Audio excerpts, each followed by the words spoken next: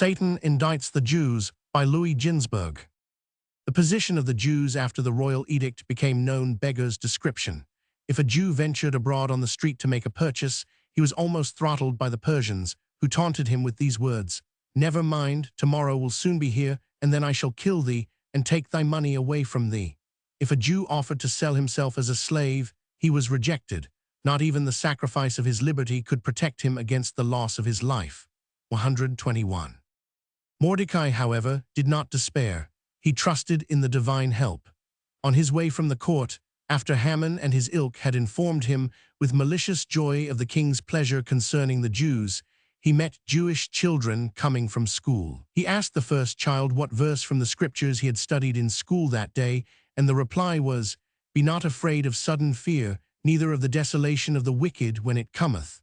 The verse committed to memory by the second was, "Let them take counsel together, but it shall be brought to naught. Let them speak the word, but it shall not stand, for God is with us." And the verse which the third had learnt was, "And even to old age I am he, and even to hoar hairs I will carry you. I have made and will bear. Yea, I will carry and will deliver." When Mordecai heard these verses, he broke out into jubilation, astonishing Haman not a little.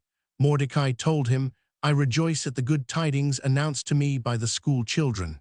Haman thereupon fell into such a rage that he exclaimed, "In sooth, they shall be the first to feel the weight of my hand." What gave Mordecai the greatest concern was the certainty that the danger had been invited by the Jews themselves, through their sinful conduct in connection with the banquets given by Ahasuerus. 18,500 Jews had taken part in them. They had eaten and drunk, intoxicated themselves, and committed immoralities, as Haman had foreseen, the very reason, indeed, he had advised the king to hold the banquets. Thereupon Satan had indicted the Jews. The accusations which he produced against them were of such a nature that God at once ordered writing materials to be brought to him for the decree of annihilation, and it was written and sealed. When the Torah heard that Satan's designs against the Jews had succeeded, she broke out into bitter weeping before God, and her lamentations awakened the angels, who likewise began to wail, saying, "If Israel is to be destroyed, of what avail is the whole world?" The sun and the moon heard the lamentations of the angels, and they donned their mourning garb and also wept bitterly and wailed, saying, "Is Israel to be destroyed, Israel who wanders from town to town, and from land to land, only for the sake of the study of the Torah, who suffers grievously under the hand of the heathen, only because he observes the Torah and the sign of the covenant?"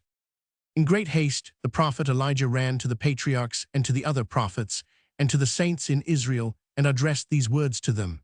"O ye fathers of the world, angels and the sun and the moon, and heaven and earth, and all the celestial hosts are weeping bitterly. The whole world is seized with throes as of a woman in travail, by reason of your children, who have forfeited their life on account of their sins, and ye sit quiet and tranquil."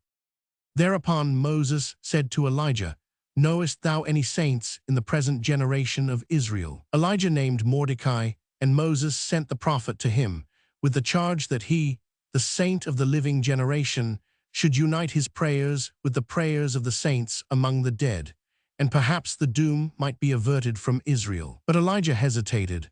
"O faithful shepherd," he said, "the edict of annihilation issued by God is written and sealed."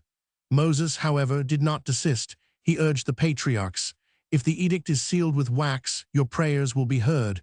If with blood, then all is vain."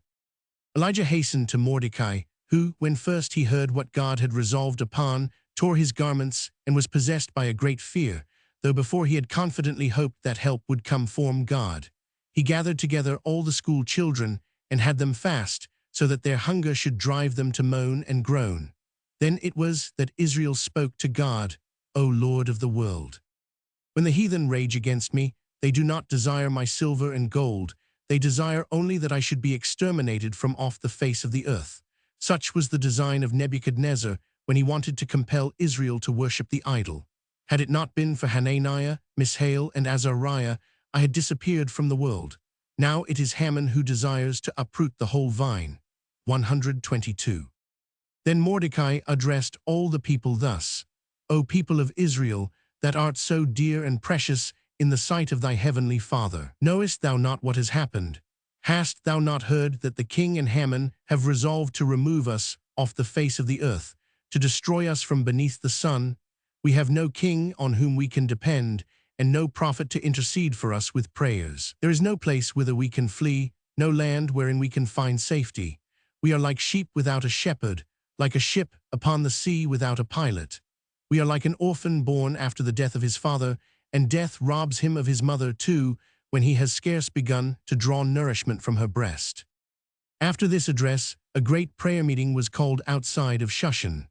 The ark containing the scroll of the law, covered with sackcloth and strewn with ashes, was brought thither. The scroll was unrolled, and the following verses read from it. When thou art in tribulation, and all these things are come upon thee, in the latter days thou shalt return to the Lord thy God, and hearken unto his voice. For the Lord thy God is a merciful God. He will not fail thee, neither destroy thee, nor forget the covenant of thy fathers, which he swore unto them. Thereunto Mordecai added words of admonition. O people of Israel, thou art dear and precious to thy Father in heaven. Let us follow the example of the inhabitants of Nineveh, doing as they did when the prophet Jonah came to them to announce the destruction of the city. The king arose from his throne, laid his crown from him, covered himself with sackcloth, and sat in ashes. And he made proclamation, and published through Nineveh by the decree of the king and his nobles, saying, Let neither man nor beast, herd nor flock taste anything. Let them not feed nor drink water, but let them be covered with sackcloth, both man and beast, and let them cry mightily unto God. Yea, let them turn every one from his evil way, and from the violence that is in their hands. Then God repented him of the evil he had designed to bring upon them, and he did it not. Now then, let us follow their example, let us hold a fast, mayhap God will have mercy upon us. 123. Furthermore spake Mordecai, O Lord of the world, didst thou not swear unto our fathers to make us as many as the stars in the heavens? And now we are as sheep in the shambles. What has become of thine oath?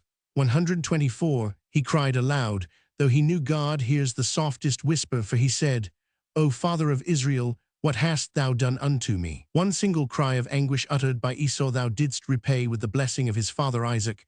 By thy sword shalt thou live, and now we ourselves are abandoned to the mercy of the sword.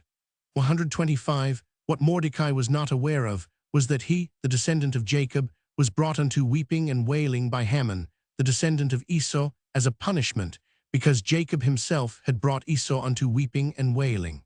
126.